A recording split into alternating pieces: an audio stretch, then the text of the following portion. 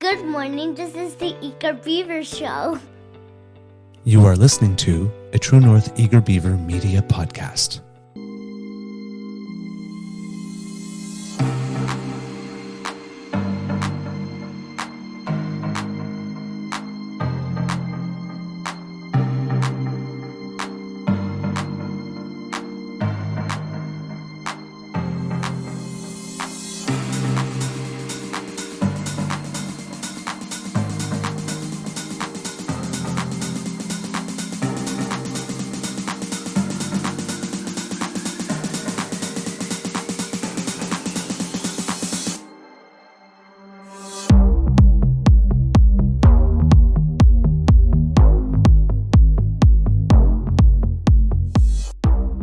The True North Eager Beaver podcasts are proudly brought to you by our founding sponsors, the Miss V Mysteries from Corvid Moon Publishing, your source for science fiction, fantasy, and cozy mysteries featuring a broad diversity of characters.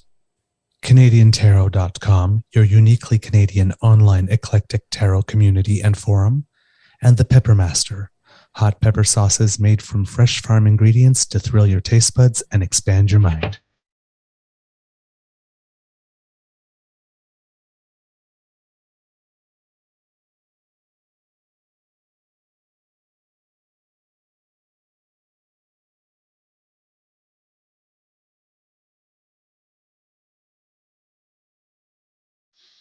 Well, good morning and hello, kids, and welcome to season 3 and episode number 278 of the Daily Beaver Morning Show here on the Crier Media Network. Yeah. My voice sounds a little better today because yesterday I had vocal practice for We Will Rock You, so my vocal warm-up has kept my singing voice nice and flexible for this morning. Today, recording day is Thursday, December 21st, 2023. Only 4 more shopping days till Christmas if you are observing. And it looks like it's going to be a gorgeous day here at the Beaver Lodge. A little crisp, but not too cold, and a nice clear sky. So perfect to go make sure that you get all those last minute things to fill your stockings. I'm your host, the Eager Beaver, pronouns he, him, hey, Mr. Beaver, eh? And with me as always is my good friend, Mr. Grizzly. Thank you to our podcast founding sponsors, the Pepper Master, the Miss V Mysteries from Corvid Moon Publishing, and CanadianTarot.com. We have a nibble for you this morning, but before we go any further, let's do the most important thing we do every day, which is ask you, Mr. Grizzly, how's your mental health doing today, sir? Well, sir, mental health I think is good. It's the physical health. I'm feeling like I got hit by a truck. Ooh. Yeah, I'm getting old. My body hurts. I'm just head to toe aches, pains, sore back, sore muscles. You know, it's that, and physical exhaustion because just been working so much. But 2 more days and I get to rest. I think it reminds me of a song from a musical that I was in. Beneath the makeup and costumes and lights, you'd never have guessed that I got aches and pains and fevers and congestion in my chest. Chest. Yeah. Chest. Well, yeah. I don't have congestion, but aches and pains for sure. But I think mentally, I think I'm good today. I just noticed it's minus 18 here in the nation's capital. Whoa, okay. It's only minus 7 here. So you guys are way crisper. Yeah, this is first day of winter. So yeah, exactly. It's solstice. Winter solstice. Yeah. So happy solstice for those who celebrate and observe that. The other day in Quebec City, I thought it was 16 degrees above normal. It was like plus 5 or something. Well, we broke the record in Ottawa on Monday this week at 5.9 degrees. It was the warmest day ever recorded for that date since records have been kept. Wow. Gee. Okay. All right. I didn't think it was going to be this cold this morning, though. The forecast, when I checked it the other day, it was not supposed to be anywhere near this cold. No, just like minus 2 or 3 or something. Yeah. I believe. Yeah. 5. It's plus 5 for Christmas Day. Not the warmest. Plus 3 on Christmas Eve. Again, not the warmest. We hit, what was it, a bunch of years back? We hit 20 degrees on Christmas Day. Oh yeah, I remember one year. I mean, many years ago. However, we had after Christmas, my partner and I at the time had rented a cottage like for 2-3 days where we could cross country ski and all that kind of stuff, and it was just mud everywhere. Yeah. So we were there for about one day, and then he looked at me and says, "Want to go to New York City for New Year's Eve?" And it's like, yeah, let's do that because there's nothing going on here, not even the rent. So it's like, ugh. All right. Today, a little hodgepodge of stuff for you kids. Just various things in the news going on. No specific theme. However, I don't know if you've heard internationally, it seems that in Serbia, there was an election recently, and the party that lost is asking for, I guess, the results to be overturned because it seems that there may have been cheating by the ruling party who won again. There's accusations that they engaged in some vote buying. So the current president, and for now, let's say re-elected president Alexander Vucic, called a snap parliamentary election. And apparently they say that they won 47% of the vote according to near final count. That was a couple of days ago. But the next, so his party is called Serbian Progressive Party, which seems to not be particularly, he seems to be very pro-Putin. And the opposition party is called the Serbia Against Violence Party, or banner. I guess they were running all together. They were well behind with around 23, but they claimed that there was fraud. And they called a protest Monday evening, which did happen. And things are a little messy over there, so you may be hearing about Serbia in the news. And in Argentina, it seems that people are already protesting the new government because, well, he delivered an austerity plan. Now, of course, as we know, things have not been economically good in Argentina for a while now. Had a triple-digit inflation last time we checked. And he announced, the president Javier Milei, which we've shown you pictures, and we always say watch for the hair, and he's got. I'm trying to avoid saying the word crazy, but he's got wild hair. It seems that he introduced economic policies that he calls shock therapy for the nation. And that includes a drastic currency devaluation in a country that has triple-digit inflation. And he has done things like reduce protections for workers, for renters. Any nationalized business can now be privatized. Basically, a whole suite of about 300 measures. And he calls it only a first step towards reconstruction. He's just burning this it all was down. coming. Yeah. He's burning it all down, though, is what he's doing. Like, he's just going to destroy the nation. And it's not like Argentina's economy was doing good. He just... Yeah.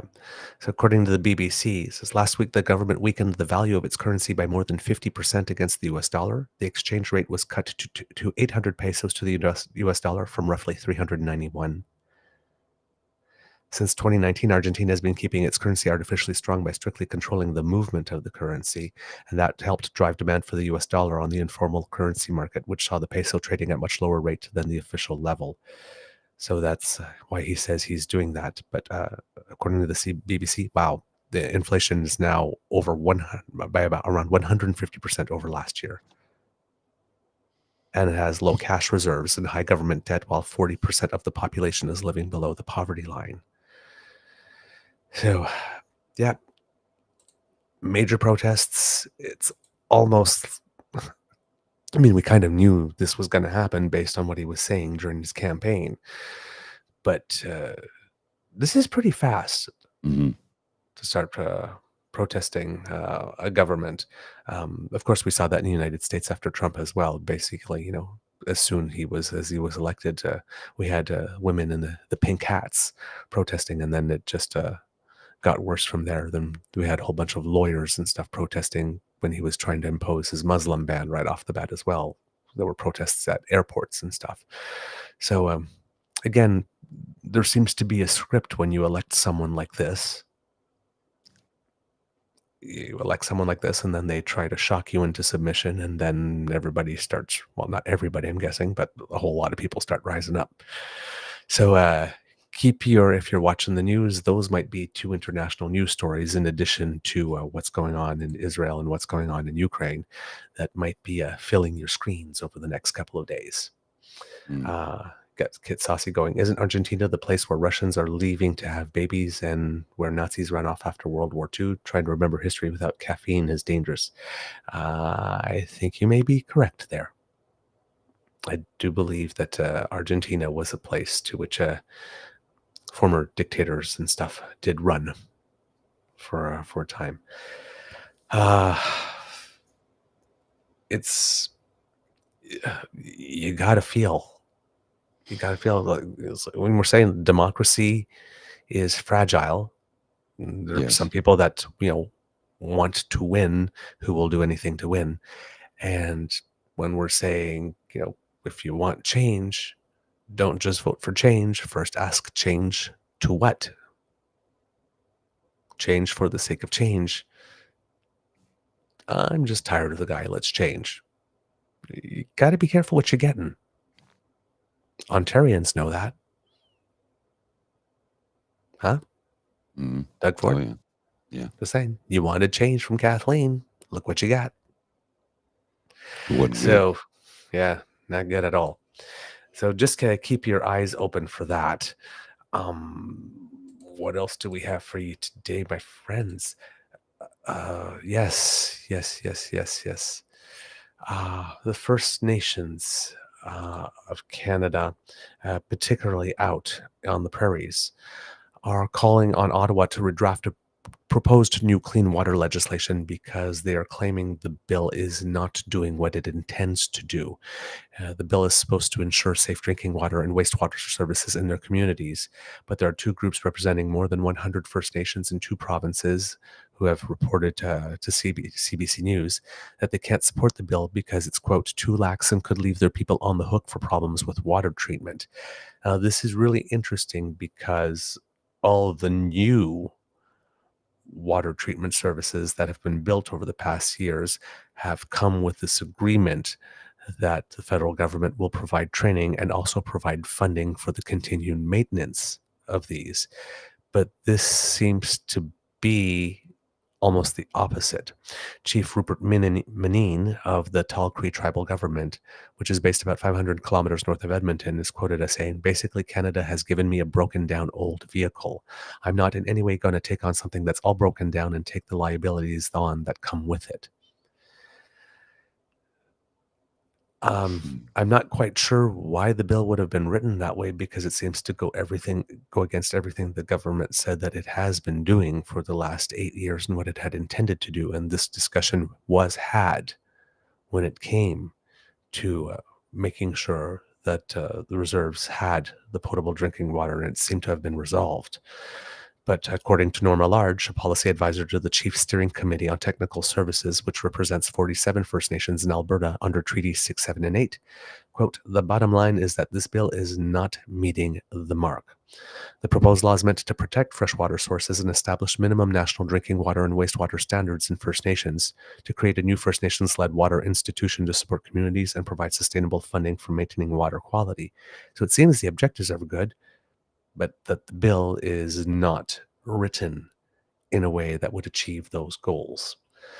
Norma Large says that her committee fears that the federal government is dumping clean water responsibilities onto First Nations without first dealing with the water crisis it created through the underfunded reserve system and restrictions imposed under the Indian Act. The government is saying that these are issues that can be resolved and discussed as the bill is going through process, so you don't have to worry. I don't know. Both are clearing. Both Large and Menin are claiming that they tried to address this issue with the government before the bill was tabled, and that they weren't properly consulted. In fact, Menin says we were ignored. Now, the government says the bill is the result of historic consultations with First Nations partners. But it does not seem that there's agreement there. Curious. Yeah. Now, Patty Haidu, who's the minister responsible for this, her press secretary, Simon Ross, says that the draft version of the bill was posted online and sent individually to all First Nations chiefs, and an updated version was shared with them last summer. I'm not sure if writing a bill and sending it to people is consultation enough. The article doesn't say how much consultation took place prior to those drafts being sent to the chiefs. Ross said that Minister Haidu met twice with Treaty 8 First Nations in 2023 and once with the Assembly of Manitoba Chiefs in April 2023. That would not be a lot of consultations if that happened before the drafting of the bill. But Grand Chief Kathy Merrick of the Assembly of Manitoba Chiefs said First Nation leaders still weren't adequately informed, and she says that she is disheartened. Ottawa says it co-drafted the bill with the Assembly of First Nations, which took the lead on the file in 2018. Quote, while the AFN has called upon all parties to support the bill, we understand that some First Nations partners still feel like their concerns did not make it to the final version, said Ross, who added those concerns can be addressed as the bill makes its way through Parliament, as I just mentioned. Barrick says the AFN, which represents more than 600 First Nations across the country, should have done more to seek community approval. So it seems it's the AFN as well that may not have done enough in this case. As we know that the AFN was going through a little turmoil with regard to its former national chief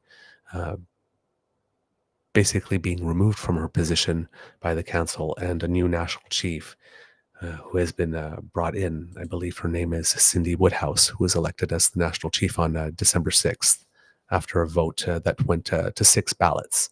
And it was left to, I guess there was David Pratt and her left on the ballot, and David Pratt conceded.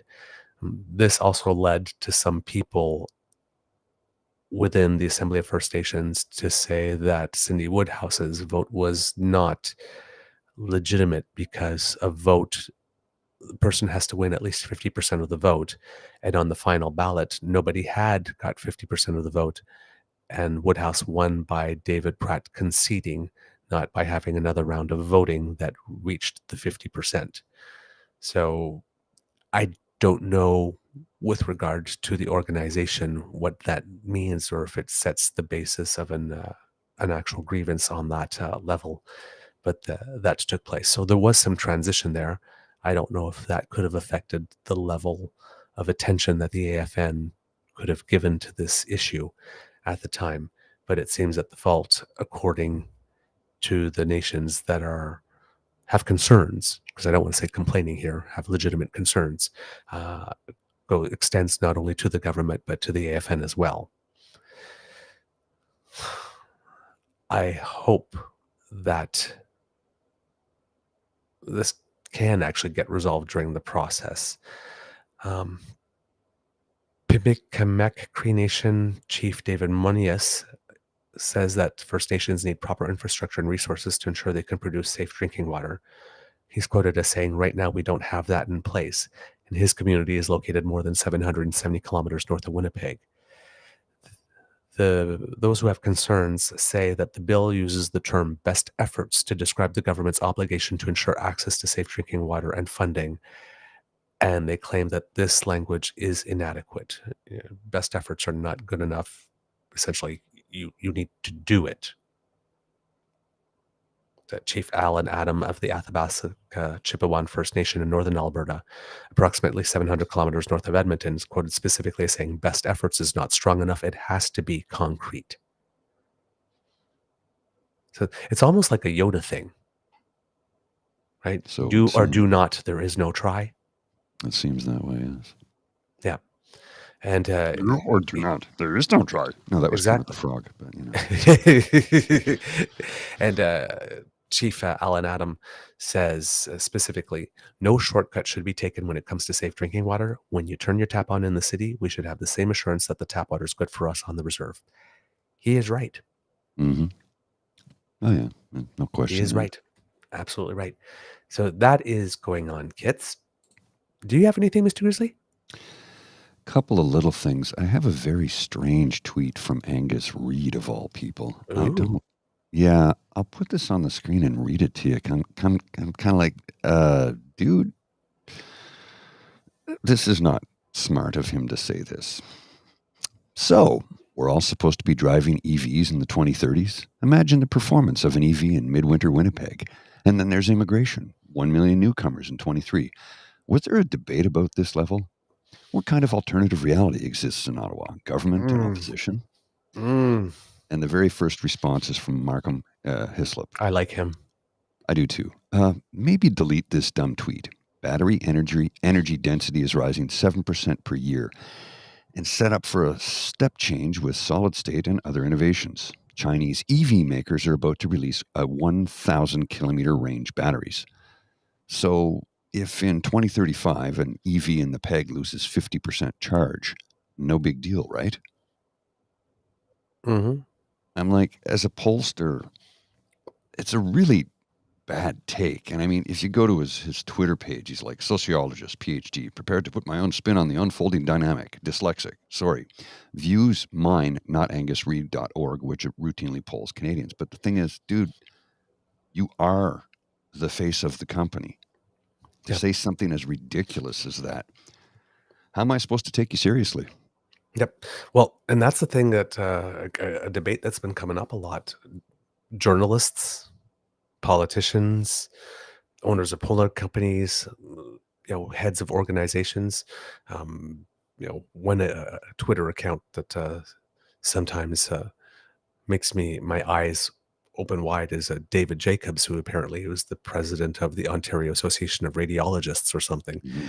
And he is super anti-Trudeau and says some really interesting things. And it's like, Ontario Association of Radiologists, do you know your president is saying these types of things? Yeah. I understand that people have a public life and a personal life. Yes, And the times that when you're speaking, you wear your hat on the behalf of your job, your organization, and then on behalf of yourself. But for example, when it comes to polling, everybody kind of assumes that Angus Reid leans right to begin with in terms of the manner in which it polls. And according to 338.com, it does not have an A+ rating among polling companies. They give ratings, right? When you look at 338.com, Canada.com, when they're looking at the polls federally, they give them, the polling aggregator gives them a weight. So, your poll is based on recency and, the size of your sample and all that kind of stuff, but also the rating of your company. And, Leger has an A+, Abacus Data has an A-, Main Street has an A-, Research Company has an A, but Angus Reid has a B+, and Innovative Research have a B-. Those are the two that, according to the polling aggregator, are the least accurate, least reliable. Now, B+ and B- is not terrible as opposed, but when most every other company reaches an A+, an A-, or an A, and there's only two that are B-, B+, you need to raise your game. And that's why I don't understand why Sachi Curl from Angus Reid gets so much public profile, especially on CTV and CBC. They're always interviewing people from Angus Reid. They even got her to moderate one of the debates, and she's the one that delivered that question during the last debate. I can't remember what it was off the top of my head, but that had everybody's eyes open up like toonies again. Did she actually just say that in the question? If your reputation as a polling company is the quality of your work, the quality of your polling, the quality of your data, which is why Abacus, for example, and David Coletto is so respected. When you comment privately on things like EV batteries don't work, and hey, baby, did we have a talk about how many immigrants were? And you're already suspected to leaning right as your polling company? Yeah. Not a good If look. I was looking for someone to do some public opinion research for the True North Eager Beaver, that's not the door I would be knocking on. No. Like, bro, not a good look. The owner of the polling company should not be the story. The director of communications, I'm looking at you, Sarah Fisher, should not be the story. Yeah, no kidding. There are jobs where you are supposed to be invisible, and you're supposed to let the work speak for itself.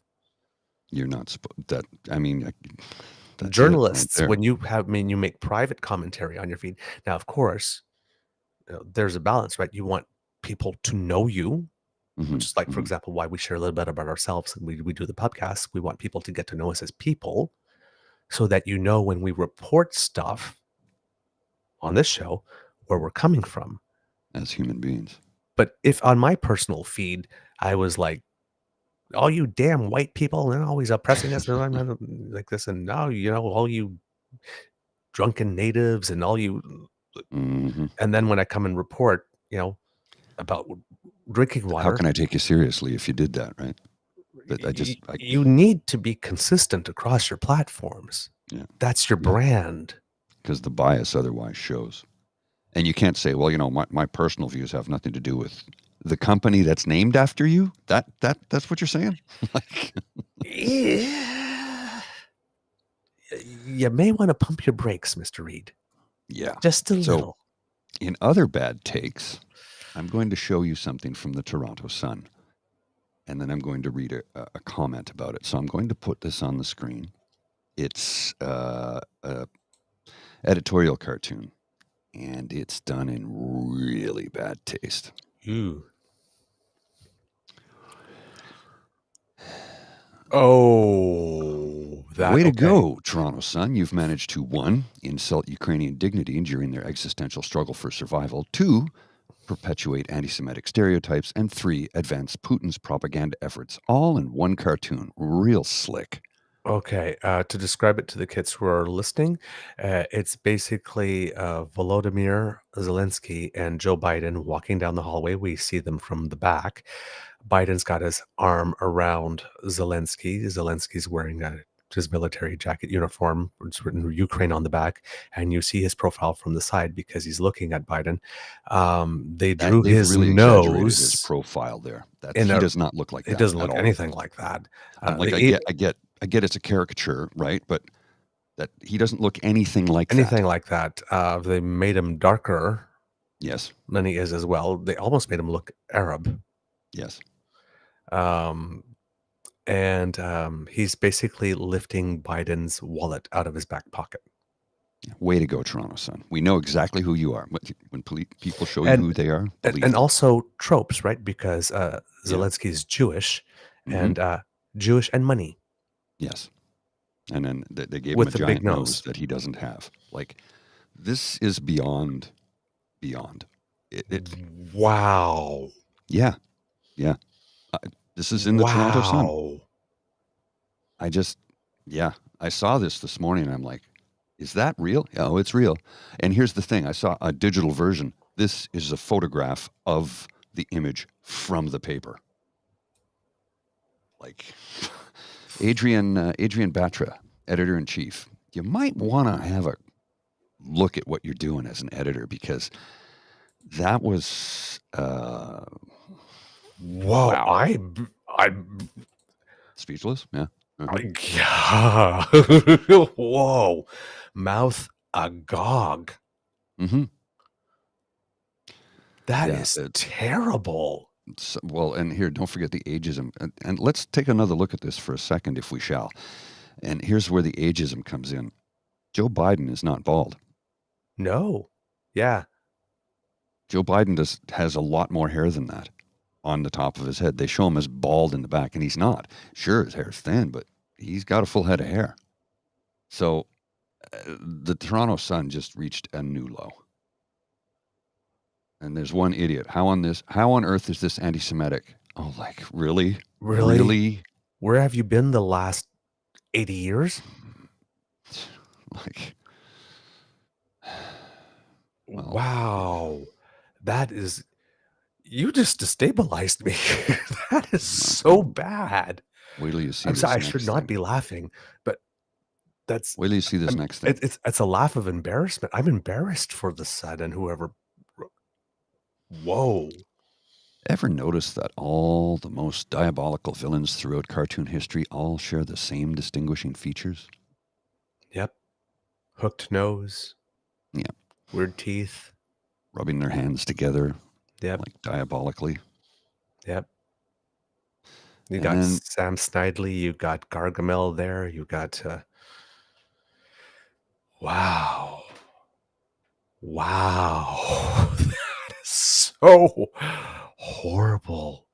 Well, I mean, this is what they did to Volodymyr Zelenskyy.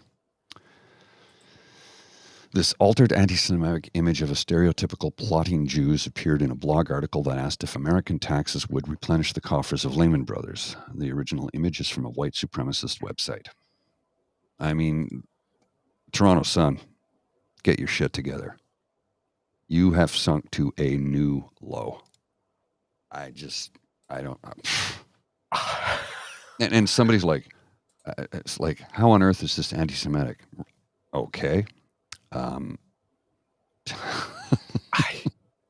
Wow. If I have to tell you, yeah. That. Oh my God. I am shocked. Be unbelievable. Okay, we let's go to one that's a little less shocking, perhaps. Mr. Grizzly, I have one for you that I saw yesterday that I really liked. It's Okay. about the dental care plan. You're going to need to blow that up a bit if you Yeah. could, sir. All right, I'm going to need to blow that up. All right. It is for those who are, I think that's about as big as oh, there we go. Can There get you it. go. There you go. If you would put it up there. Sir. And there you go. It's Jagmeet Singh and Justin Trudeau acting as dentists. They have their dental masks on, and Jagmeet Singh is holding a bag of cement. And Justin Trudeau has a cement spreading tool, and Pierre Poilievre is in the chair, and his mouth is full of cement. And the Prime Minister is quoted as saying, "This dental plan allows us to fill some cavities." I like that one because Justin it has sits here with a levels. trowel. I love that because it has levels, and both of them have a completely unimpressed look on their faces. Mhm. Yeah, describing Pierre Poilievre as a cavity that needs to be filled, I think that's kind of accurate. He's pretty much an empty suit. So, see, that's how you do an editorial cartoon. Indeed. That will raise the hackles of conservatives and make other people giggle. And the few conservatives who are left who still have a sense of humor may actually enjoy it. But that one from the Sun, no. See, that's the difference, right? Between a cartoon that is cutting or biting, right? You might be going, ooh, harsh, but fair, versus what the fuck? There's a fine line. There's a fine line. But that cartoon, that Volodymyr Zelenskyy and Biden cartoon, that Yeah, they've crossed it. this isn't even like slightly tiptoeing all across the line or gingerly pushing one toe across the line to see what will happen. Like, they did a triple jump with a running start. Yes. And just whoa, wow. Yeah.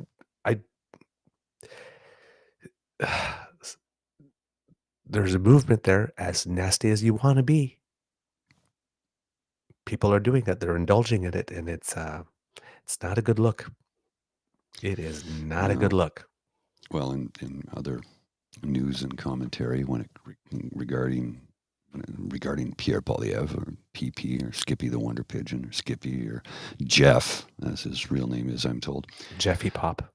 Yeah, there's a comment I hear on Twitter from Ashley Betty at our like her too.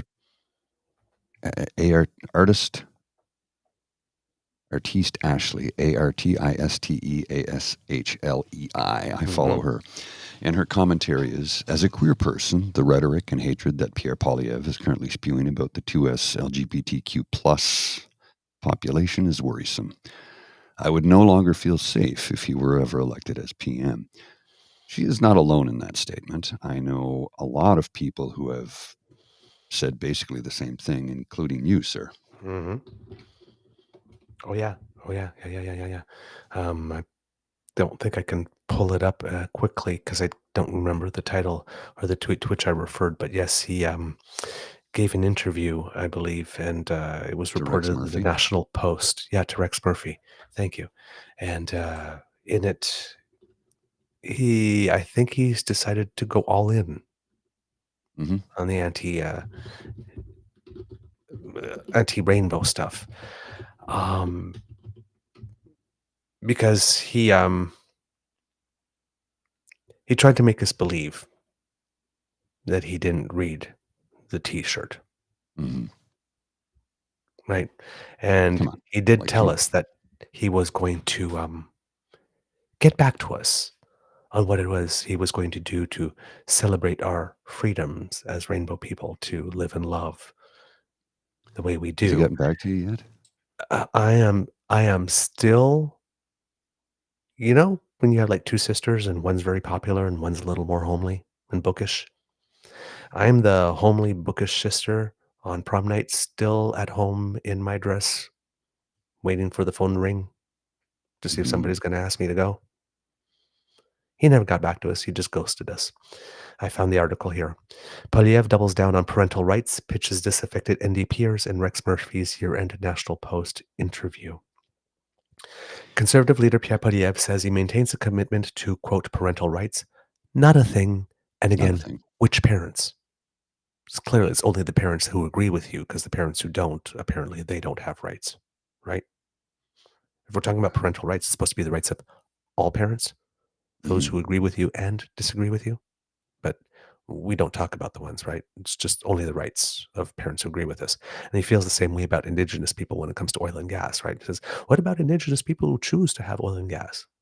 Yeah, those are the only ones you support, and only in that domain. And then once you get the oil and gas, then you forget that they live and still pollute their drinking water. Well, a few billion liters of drinking water polluted. If we can, another profit off of it. Yeah. So while making a play for disaffected NDP voters and laying out a different approach for limiting emissions in an exclusive National Post video interview with columnist Rex Murphy, why does he still have a job, and why are they trying to keep him relevant? During a discussion about how political ideologies are influencing universities and public schools, Polyev noted that he supported two conservative premiers in Saskatchewan and New Brunswick who had implemented provincial policies requiring principals and teachers to inform parents or get their consent if their child opted to change their pronouns or name while at school. It's one of the few areas where Polyev, who has mostly stuck to pocketbook issues in his attacks on the government, has been willing to pick a fight on a cultural issue. The conservative leader framed, I'm not sure that's true, National Post.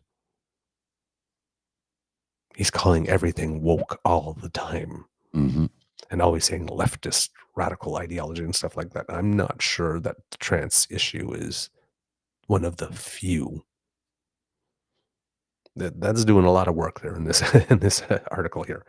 The conservative leader framed the issue inside as consistent overarching themes of freedom and getting rid of gatekeepers, saying that politicians should let parents raise their kids freely, which means that parents who are also okay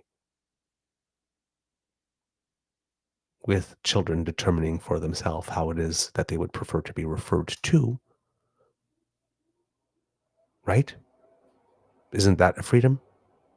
Shouldn't parents be free to raise their children that way? Quote, if I were to create a political party from scratch, it would be called the Mind Your Own Damn Business Party. People can make the decisions of who they marry, who they date, how they live their lives, but also how they raise their kids. Do you hear the inherent inconsistency here? Mhm. Because this policy is a school and a provincial premier determining that they know better for your kids than you or your kids, and that they are going to take, once again, I keep on saying it, the most private, sensitive, delicate information that there is about a child. And they're going to appropriate it and make it theirs to do with it what they will. Everybody says school shouldn't be keeping secrets. It's not keeping secrets. And again, logically, if a school shouldn't be keeping secrets, a school shouldn't be sharing secrets as well. The secret does not belong to the school if you're calling it a secret. It is privacy, not secrets. A child, as a human being, has a fundamental right to privacy. And for a school to step in and say, no, you don't, this private information about yourself is now ours, and we're going to do with it what we want, and we as a school and a school board and the premier know more what's going on in your home than you, the child.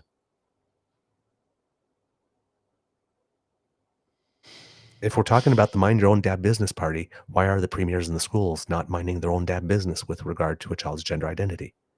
A child comes in, says, no, I would prefer Michelle rather than Michael. You say Michelle, just as I would say, I prefer Douglas rather than Doug. Mm-hmm. And you move on with your life. Yeah, what's the big deal? There's no need to report this. Well, and then they go, you've got people who have been radicalized beyond belief are going, well, they're showing them graphic sexual images in school, and, and they're getting surgery and mutilating their body. No, that's not part of their curriculum. There's nothing in the curriculum that advocates, that says, hey, kids, there's no teacher that wakes up one day and says, hey, kids, today we're going to talk about different people. Because it was like, there are black people, there are white people, there are Muslims, there are Christians, there are gay people, there are straight people, there are trans people. And kids, trans people, yes, they're a thing. And if ever you want to change your gender, I'll help you with that. That does not happen. It is not part of the curriculum. When everybody's talking about Policy 713 in New Brunswick and saying, oh, well, parents have a right to be involved in the lives of their child and all that kind of stuff. And you got to be aware of what's going on in school, and schools are teaching all this. No, the curriculum is that different people exist. And because people are different, doesn't mean that we treat them less than other people. That's it. That's the curriculum.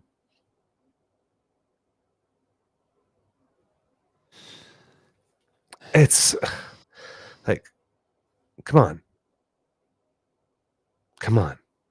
Yeah, I know. Polyev says, we have to respect parental rights, and I stand for parental rights. Here we go. Like this, watch how many times. We have to respect parental rights, and I stand for parental rights because I trust parents to make the right decisions for your kids. Well, no, you don't. You don't. Because what you want is the school to intervene and go tell parents, hey, do you know your kid is doing this? Well, if the kid is doing that, maybe it's because their parents raised them to do that. Either because the parents were okay, or because the kid knows that the parent is not okay, and therefore they don't want it. But either way, the parent raised the kid to make the decision that they're making, for good or for ill. I have a story here that I sent a link in the chat to you. I'm not gonna read the story because it's a little disturbing for a lot of people, but this will go back to the whole parental rights thing that Pierre Poilievre keeps thinking about and talking about. Edmonton parents facing 100 plus charges in alleged abuse case involving shock collar on kids and dog torture. That's all I'm going to read because the story is really disturbing, to the point where the advocate, the center, says Hang on, I'm trying to find the line here from the story. It says it's the worst. Okay, here it is. Edmonton Police Services says this is the absolutely worst case of child abuse they have ever seen. It's 104 charges. I'm not going to read it because it's really disturbing. But if anybody wants to, I will put a link to it in the chat. You're free to read it at your own discretion. It's a trigger warning. It's really rough. The victims are allegedly the father's 6 children and 1 grandchild, ranging in age from 2 to 13. Mm-hmm. And here's where Polyev really lays it on. If you're paying attention to this man at all, you know this is not true. Quote, "This is a key area where Justin Trudeau and I just disagree. He believes that he should be able to impose his radical ideology on other people's kids by demanding provinces implement his thinking and calling anyone who disagrees, whether they're Muslim or Jewish or Christian parents, hateful." Never said that. And so I think he should butt out and let parents raise kids. That's why my role as Prime Minister is not going to be to impose my values on other people. It's to get out of their faces and run a competent government. Are you fucking kidding me right now? It's like, I love Rachel Gilmore commented on this. I'm listening to Polyev's interview with Rex Murphy. Let me start by saying this. If any unestablished journalist showed as much naked deference to a politician during an interview as Rex is showing to Polyev right now, they'd probably never work again. His whole thing is you are free to live according to how I tell you to. Yeah. That's what I'm not here to impose my values. And then there was another article in the Toronto Star a few weeks ago about here saying at the beginning of the month, I'm not here for a free lunch. Dude, we're spending how much money per month? It's like $16,000 a day or something he's spending on self-promoting and self-aggrandizing. He just spent a year and a half or something like this crisscrossing the country, collecting salary and benefits for not doing his constituency MP work. His whole life has been a free lunch. He's been in Parliament for 20 years and he's sponsored 7 bills, only one of which have passed. One. He's had 20 years of free lunches. Yeah. I'm not here for... Tell a lie, make it big. Repeat it often. When if you're listening to Dean Blundell's show, when he says that Pierre Poilievre is Canada's big lie, it's like everything out of his mouth, especially if it's about himself. It's always a lie. It's like Justin Trudeau wants to impose his radical ideology on people, and if you don't agree with him, you call him hateful. Justin Trudeau hasn't set any transgender policy with children at all. None. 0. And if he's ever commented on it, it's basically we should respect human rights.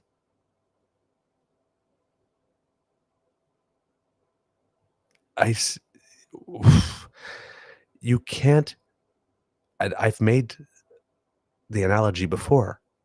For example, if you are a woman and you are pregnant and you decide you want an abortion, should the doctor be mandated to call someone in your family? Say, no. This person is making a very important decision that I think you should be aware of. If you decide to elope, does the people at the department or the place of government that grants the marriage license then pick up the phone and call someone and say, hey, do you know your daughter or your son's eloping? If you go to the free clinic to get checked for STDs and you happen to be married, does the people at public health call your spouse and say, do you know that your partner has been fooling around on you or has come in for an STD test? If you go to the pharmacy and get your Viagra prescription, does the pharmacist call your wife or your husband and say, do you know that your partner is picking up Viagra? Because if you happen to be in a sexless marriage, and your partner's getting Viagra, it's clearly not to be used with you. Now, is it? But for some reason, when it's kids, about how they choose to be referred to,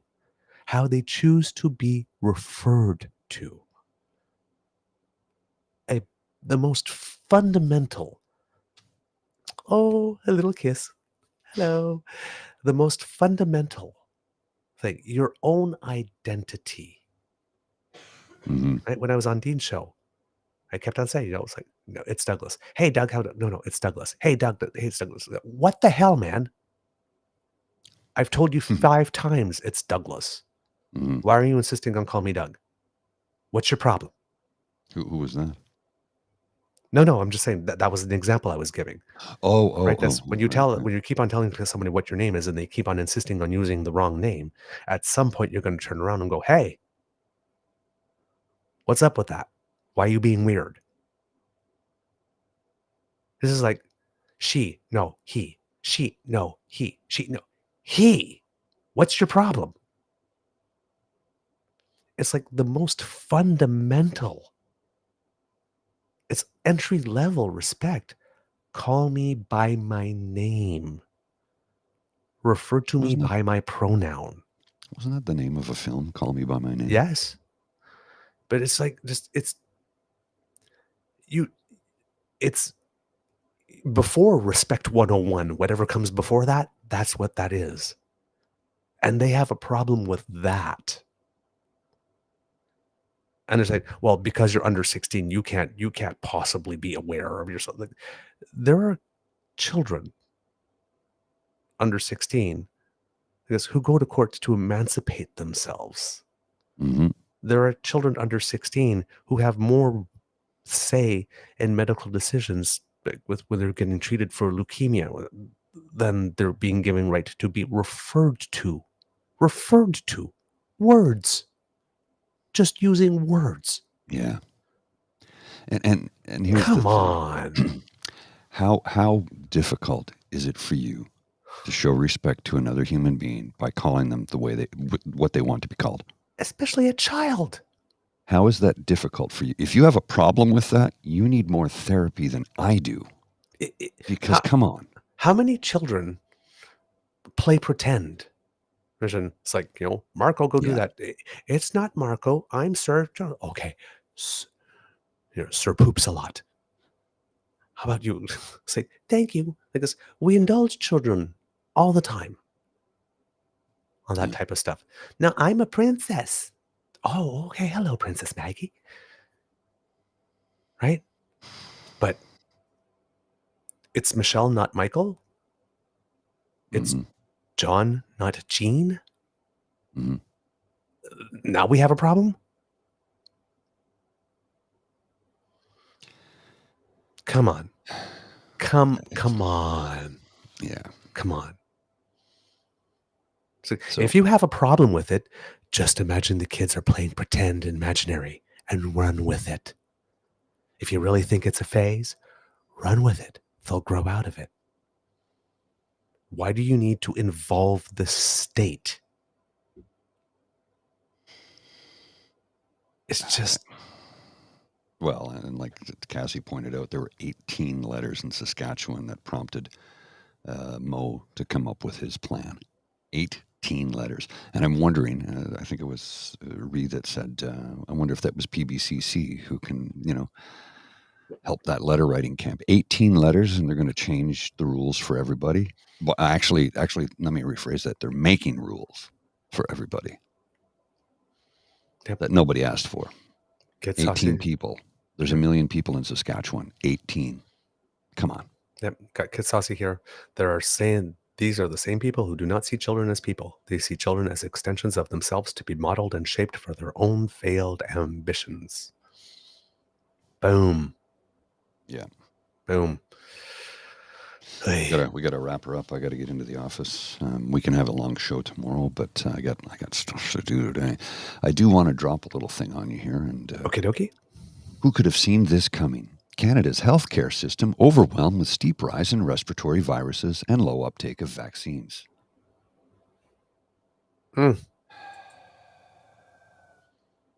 Mm. Linda points out here more than 18 people objected to Scott Moe's policy, but they ignored that number. Interesting. Yep. I think what is it they say all the time? They're ramming this down my throat. Yeah. Yeah. Well, Scott, and if you're listening to year-end interviews, by the way, Scott Moe just recently gave an interview where he focused on talking about education. Mm-hmm. I encourage you to listen to that or read it if you come across it, because the answers are literally tons of word salad. When you were talking about how deferential Rex Murphy was to Pierre Poilievre, the person who did this interview with Scott Moe was equally as deferential. Mm-hmm. He literally said nothing during the entire interview and made points such as, we're going to support, I support the people who elected us or something instead of everyone. There are little just turns of phrases in there where you're sitting there like, isn't your job supposed to support everyone, not just those who elected you? So this is like completely consistent. I got 18 letters saying there's huge public demand for this. And it was like, you had 100 people protesting. It's like, but I got 18 letters. Only the people that voted for me. That's who he's governing for. Yeah. That's who he's governing Nobody for. else. He literally said he let the truth slip out. Ay. And he's still at 54% popular. I don't get it with this guy. Anyway, hey, kits and cubs, that's the end of the Daily Beaver Morning Show. We hope that you enjoyed listening to us because we enjoyed making this for you. Remember that sharing is caring and word of mouth is priceless, so please tell your peeps and poops all about us. We like that very much. And if you would like to make sure you do not miss an episode, well, you don't have to. Thanks to the Ray Girl. Yes, thanks to the Ray Girl, you can go to our Podpage site. That's podpage.com/TheTrueNorthEagerBeaver, lowercase letters with a hyphen between each one of those words. And there you go, that little squiggly that just appeared. And that allows you to subscribe to us. And when we have something fresh off the bandwidth, it will come to you. And if you do like subscribing to stuff, hey, we have a YouTube page, True North Eager Beaver. Yes, you go there and you will find all of our shows and our pubcasts, which could only be found there if you like to watch those a little more relaxed. And you go there and you click on like, share, subscribe, make like Kit Elaine. There you go. Oh, who tells us that Laura Babcock is on Dean's show this afternoon? And I don't know what happened last Friday. I was supposed to be on Dean's show and nothing happened, and I haven't heard back yet. So I don't know what happened last Friday. So I'm sorry for getting your hopes up. Hopefully we'll be able to reschedule. But the show didn't happen last Friday. So just don't want to let you know. Don't want you to think that I was misleading you there. Just something came up and I got bumped or something, or the show didn't happen. It happens. Yeah, it happens. But yes, please tune in to listen to Laura Babcock because, as you know, she's fabulous. And Dean, I'm sure, will have very interesting set of questions for her, given that he knows a lot more about the Doug Ford stuff than even we do here. So again, our YouTube page, like, share, subscribe, go there. And if you would like to help us in another way, again, as we keep on saying, because it is the season, only after you have done your Christmas shopping and after you've done something good for yourself and done something good for the world, if you'd like to send a couple of dollars our way, especially since the end of the year, well, you can do that via our coffee page. That's where you will find the Eager Beaver Lodge Emergency Hydration Fund, the squiggly that should be right by Mr. Grizzly's head. I'll lead you there if you're scanning it live, and you will find our tip jar there. And today I do have the names, so I can thank the people who have given us some tips. And at the end of the year, Kits, you guys have been really, really good to us. So thank you to Kit Cassie for quote, she says, "Thanks for making my mornings a little brighter when it's tough being a progressive." And we have Kit Eve, who says, "Thank you for doing all you do. You are both amazing," and sent us a little heart. Thank you so much, Kit Eve. We have Kit Miss Sadeka. Thank you. And family saying, love you guys so much. Thank you. XOXOXO. And we return them hugs. Thank you for the support and love. We have Kit Cheryl who says, thank you. I love the caring and sharing your podcast provides. Aw, thanks. That's a sweet thing to say. We have a new Kit Vim, who recently discovered us and has paid us a lot of compliments on Twitter. And she says, thanks for the truthiness and brilliant political analysis. Go Team Canada. And she particularly likes our integrity. And she referred to us as journalists, which I said, we're not journalists, but we do like facts first and a logical, reasonable approach. And she says, well, that goes to your integrity. And we need more of that. So thank you, Kit Vim. Really appreciate it. And welcome to the Beaver Lodge. And finally, Kit Plain Power /H Boychuk. Merry Christmas, you wonderful humans. Much love. Much love to you and to yours as well. And thank you for the generous support. So there you go, kids. Again, you are so good for us and so good to us. For and to us. Both, yes, it's a combo. That's a twofer. It's combo. That's a twofer right there, kids. Absolutely. I'll tell you what that is. Yeah. Because democracy is something that you do. Get your shots. Take care of your health, right? It's completely selfish. We want you here for the long run. We want you to stay with us. So take care of your health, get your shots, make a little donation to the Red Cross if you can, and write those letters. Write those letters. Ask for meetings. And if you have the time, consider running for something. We need you. If you can do it. Put your body in the game. Not everybody can. Not everybody can. That. But if you can. Takes a thick skin. And remember, everywhere, if for the holiday season, you do not have money, but you do have time, a lot of places could use your time right now. All right? Mr. Grizzly, do you have some words of wisdom, please? I'm I'm going to go simple and light today. Okay. And I'm going to show you a picture, and it'll speak for itself. And I'll read the picture to you because there's stuff on it that needs to be read. But it's one of those things where the MAGA cult has gone, well, I'll put the picture and then read about it in a second. So for those of you listening, it's a picture of a very attractive woman on, I guess, a beach somewhere, and she's posing, and she's obviously a woman who spends a great deal of time in the gymnasium and lifts a lot of weight. She's incredibly fit and ripped with a full six-pack. And the comment on her photo from somebody says, if you're attracted to her, you're a latent homosexual. Sorry, I don't make the rules. Oh, I've seen that before. The comment below it is, welp, we've done it, boys. We've come full circle. It is now gay for us to be attracted to women. It's just, I had to go with something a little bit light and funny because Is it because she clearly does squats? I guess. I just don't understand people some days, man. I'm telling you.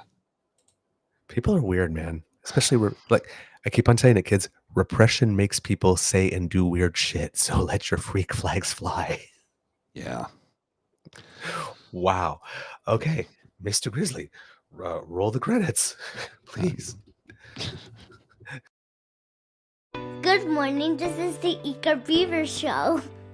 You are listening to a True North Eager Beaver Media Podcast. The True North Eager Beaver podcasts are proudly brought to you by our founding sponsors, the Miss V Mysteries from Corvid Moon Publishing, your source for science fiction, fantasy, and cozy mysteries featuring a broad diversity of characters.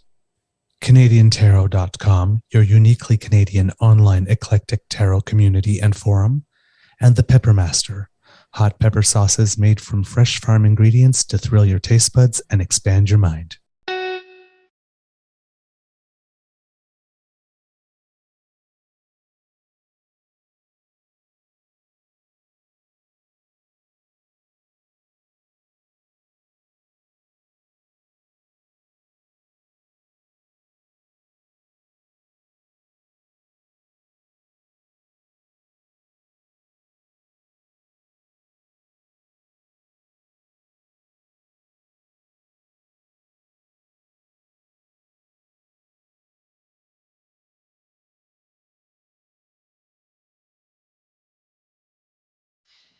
All right. So good. you want to know something ridiculous before we get to the Easter egg? Yeah. I get a copyright violation every day, and I have to respond to it every day. And every day I send them the same damn information, and then the next day they send me, "Oh, congratulations, the copyright infringement has been lifted. You can monitor."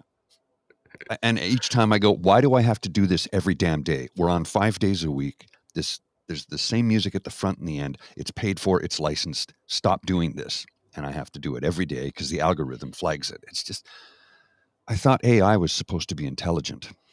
Apparently it is not. Only as intelligent as the people who program it.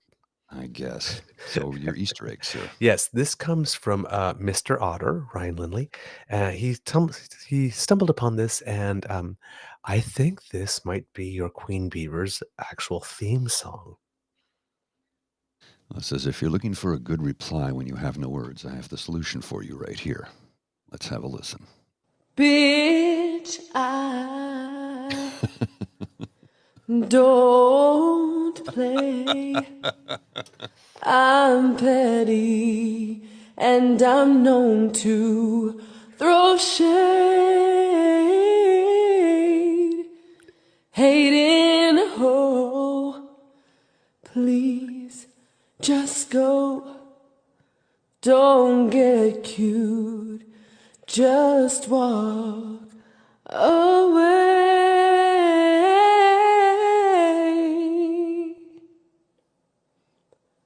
Girl, bye. Bitch, listen. Fuck you. Bitch, listen. Fuck you.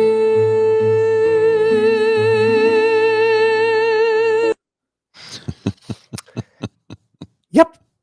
I think that's my theme song. You've got it right there. All right. I'll see you.